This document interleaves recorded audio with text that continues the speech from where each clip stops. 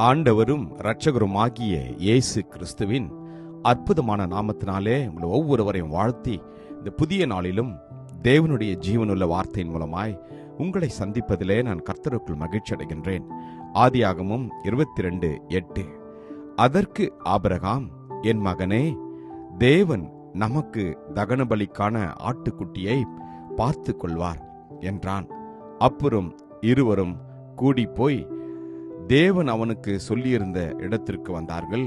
அங்கே ஆபிரகாம் ஒரு பலிபீடத்தை உண்டாக்கி கட்டைகளை அடுக்கி தன் குமாரனாகிய ஈசாக்கை கட்டி அந்த பலிபீடத்தில் அடுக்கிய கட்டையின் மேல் அவனை கடத்தினான். ஆமேன். கர்த்தருடைய நாமம் மகிமைப்படுவதாக. இந்த நாளிலே கர்த்தர் நம்மை பார்த்து சொல்கிறார், நான் உங்களுடைய தேவைகளை சந்திப்பேன்.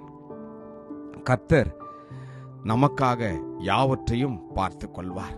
யெகோவா ஈரே என்பதற்கு கர்த்தர் எல்லாவற்றையும் அவர் பார்த்து கொள்வார் என்று. இந்த நாளிலே உங்களுடைய தேவைகள் எதுவாக இருந்தாலும் கர்த்தர் அதை நிச்சயமாய் பார்த்து கொள்வார்.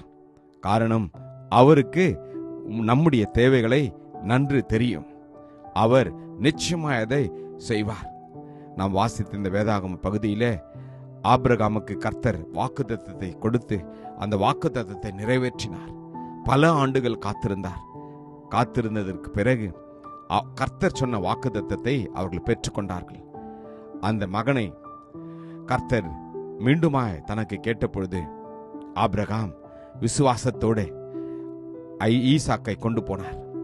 அவர்கள் அந்த மோரியா மலைக்கு செல்வதற்கு முன்பதாக வேலைக்காரிடத்தில் ஒரு வார்த்தையை சொல்லி சென்றார்கள். நானும் பிள்ளையாண்டானும் அவ்விடம் மட்டும் போய் தொழுது கொண்டு உங்களிடத்திற்கு திரும்பி வருவோம் என்றார்கள். ஆம், நம்முடைய வாழ்க்கையில கூட நாம் சந்திக்கிற அநேக போராட்டத்தின் மத்தியில, இழப்புகளின் மத்தியில, நம்முடைய தோல்வியின் மத்தியில ஒன்றை கற்றுக்கொள்ள வேண்டும். விசுவாச அறிக்கையை நாம் செய்ய கற்றுக்கொள்ள வேண்டும். அது மாத்திரமல்ல, தேவனை நாம் தொழுது கொள்கிற பழக்கம் நமக்கு வர வேண்டும். அவருடைய நாமத்தை உயர்த்துகிற பழக்கம், இயேசுவினுடைய நாமத்தின் மேல் நம்பிக்கை வைக்கிற ஒரு பழக்கம் நமக்கு இருக்க வேண்டும்.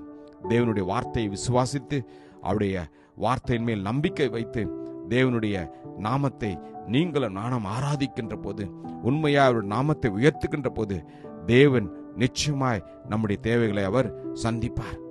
ஆம், ஆபிரகாமுக்கு ஒரு ஆட்டை அவர் எப்படி ஏற்கனவே தேர்ந்தெடுத்து வைத்திருந்தாரோ அதே போல நம்முடைய வாழ்க்கையிலும் எல்லாவற்றுக்கும் அவர் ஒரு தீர்வை வைத்திருப்பார், ஒரு முடிவை வைத்திருப்பார். கர்த்தருடைய பர்வதத்தில் அது நிச்சயமாய் பார்த்து கொள்ளப்படும். இந்த நம்பிக்கையோடு கூட இந்த நாளை நாம் துவங்குவோம். கர்த்தர் நம் வாழ்க்கையில நிச்சயமாய் அற்புதத்தை செய்வார். கிருபையும் இரக்கமும் நிறைந்த நல்ல தகப்பனே, இந்த நல்ல நாளுக்காக உமக்கு நன்றி ராஜாவே. அப்பா, ஆபிரகாமுக்கு நீர் அற்புதத்தை செய்தது போல இந்த நாளிலே இந்த வார்த்தையை நம்பி விசுவாசித்து உம்மை துதிக்கிற ஒவ்வொரு குடும்பத்திற்கும், ஒவ்வொரு தனிநபர்களுக்கும் கர்த்தர் நீர் அவர்களுடைய தேவைகளை பார்த்து கொள்வதற்காக உமக்கு நன்றி அப்பா. ஆசீர்வதியும் வழிநடத்தியர்களும் இயேசு கிறிஸ்துவின் வல்லமையுள்ள நாமத்தில் ஜெபிக்கிறோம் ஜீவனுள்ள நல்ல தகப்பனே. ஆமேன். God bless you. Jesus loves you.